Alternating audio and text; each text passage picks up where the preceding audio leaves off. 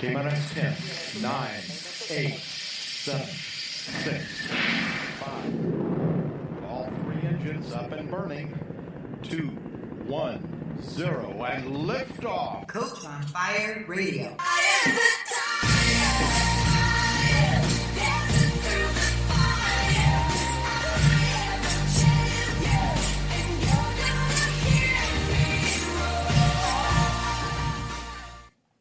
Good morning, good afternoon, and good evening, wherever you are in this beautiful world. And a really warm welcome to my radio show, Let's Talk Relationships and Life.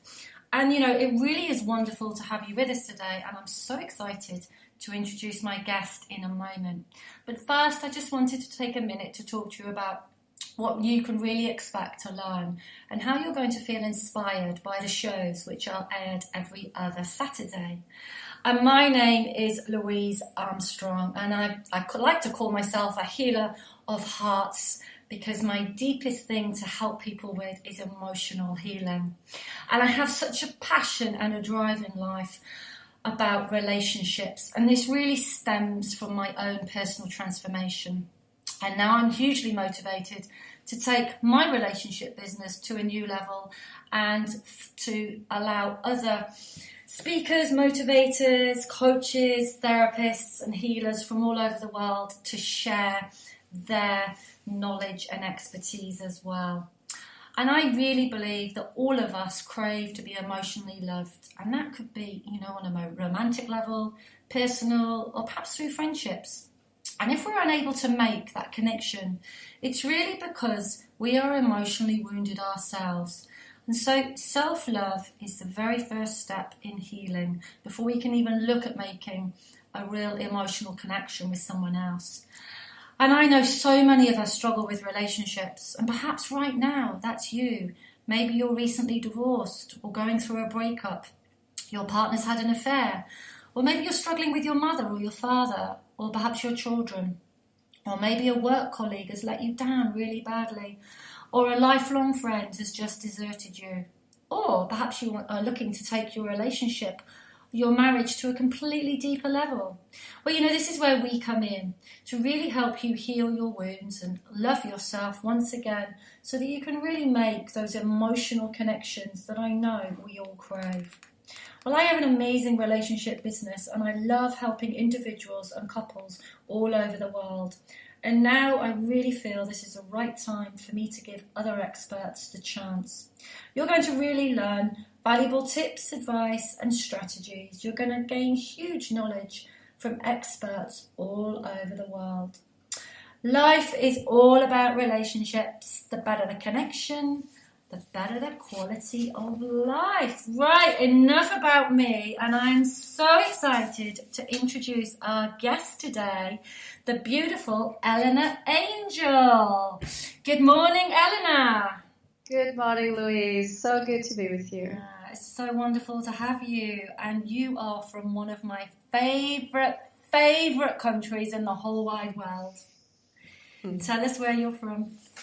Yes, well, I'm based in London, but I'm Greek originally, and I'm in Athens at the moment. It's beautifully sunny these days. It's proper springtime, and it's an absolute pleasure to have the possibility to connect with people worldwide, thanks to our technology.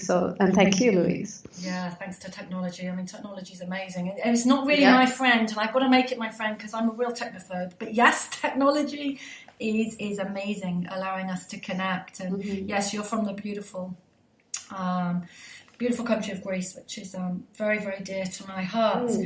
And Eleanor is a gifted, intuitive teacher, speaker and mentor. And her signature approach to self-discovery and transformation focuses on relationships, sexuality, spirituality, and applying spiritual principles for success. Wow, and Eleanor has been featured in the Sunday Times, the Metro, the Psychologies magazine, which is right here in my office right now. Wow, how amazing is that? Natural Health, Soul and Spirit, and many other UK publications. Wow, so we really do have, ladies and gentlemen, a fountain of knowledge here today. So what we're going to be discussing today is looking at the hidden power of your dreams and how you can work with them to transform your life and relationships. Well, you know, Eleanor, I am so excited because I know very, very little about dreams. I really do. I'm not one to remember my dreams. So I just really want to dive in here because I've got to learn. I've got to learn this stuff because it's a big part of our lives, isn't it? And I'm really, Yes. I don't know anything. So can you tell us, just as an opening here, Yes. what your dreams really tell you about, you know, yourself and your relationships? Well, it's a really fascinating topic, and a bit like you, Louise, for a long time I didn't remember my dreams. When I was little, I had a really strong connection with that dream world, and I was seeing these amazing Technicolor dreams, fantastic landscapes, amazing storylines and characters, and I knew back then that I was creating those dreams. And it amazed me that I could make up something so brilliant and so unlike anything I'd seen in my real life. And back then, before I went to school, now this is really an early age, I remember my dreams filled with joy and laughter and happiness. I was just so happy in my dreams. And then after I went to school and I started to be domesticated, Toltec word, my dreams started to change. I started seeing much grayer images. The dreams weren't so happy anymore. I was seeing nightmares sometimes. And I wasn't enjoying sleeping and dreaming as much. Until I started to just basically forget my dreams. And I think part of why I forgot my dreams was because I was not so happy inside. And I was very preoccupied with the outside world and quite stressed out by it, frankly. Wow, so could that be me then? Because I am, you know, the more intuitive we become, the more we remember our dreams. Is that right? Yes, exactly. Wow. So it's fascinating. And so much later, in my 20s, when I started to dive deeper into the spiritual journey and started to study with various spiritual teachers, different paths, and I also started to look at alternative healing modalities and hypnosis and processes that involve visualization. Then this ability to dream started to awaken once more, and I started to remember more of my dreams, and they felt much more significant. My dreams became quite special in the sense that I had some very strange, spontaneous soul retrievals, for example. And this was before I did much shamanic work. I was revisiting fragments of myself or aspects of myself that I had somehow missed. And I was very deeply moved. I would wake up in tears, really vivid, powerful dreams that shook me up from the inside. Wow. It was amazing. There was karmic clearing that was happening. All kinds of information, guidance were coming through the dreams. And I started to pay more attention. And more recently still, so this is in the last 5 years or so, it became a very prominent part of my awareness. So I was really paying attention to my dreams and starting to write them down. I was already doing a lot of shamanic work, and as you may know, as our listeners may already have experienced, shamanic journeying is a type of dream, we might say, an awake dream, or a meditative journey, which is very closely linked to the dreams we see when we sleep. And so I started paying more attention, did more training. Later I did a whole year of training in the Toltec tradition with Sergio Magana, and did an awful lot of research and study, and this ability to dream really opened up. And what also opened up to me was just how powerfully creative the dreams are and how much they can tell us about relationships, because like you, that's my other passion. It was difficult for me to get relationships right. And it's really important to me to help others, to assist others to enjoy really great relationships, because that's at the core of our happiness as human beings, and it's at the core of our society, really. To have good, sound relationships is essential to our evolution. Yeah, no, that's something you and I, really have so much in common with that, and to promote that.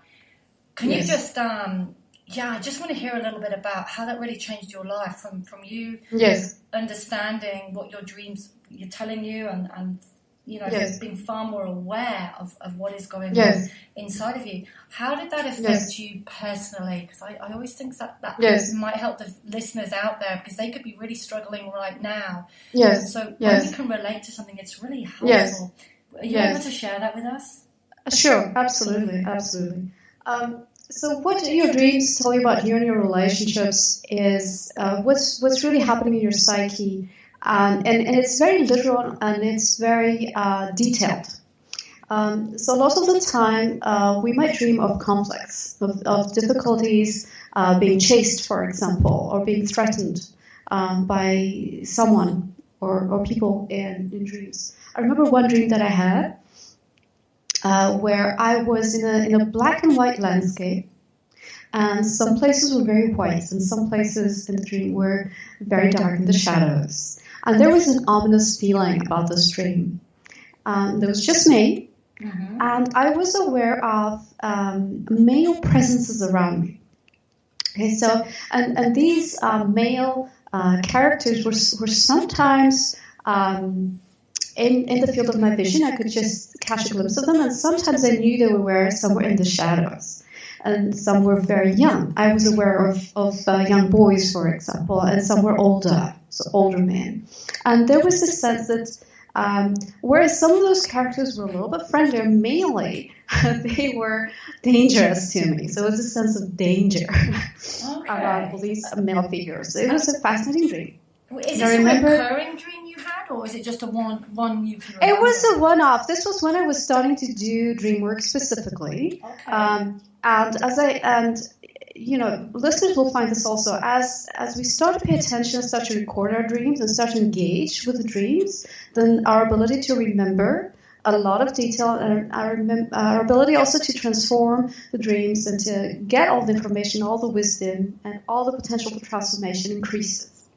So I was having really vivid dreams at that point, and they were relevant to what I was working on. So this is about relationships. And in the dream, I was feeling this, great split between me as a feminine being and men, or boys, or the masculine.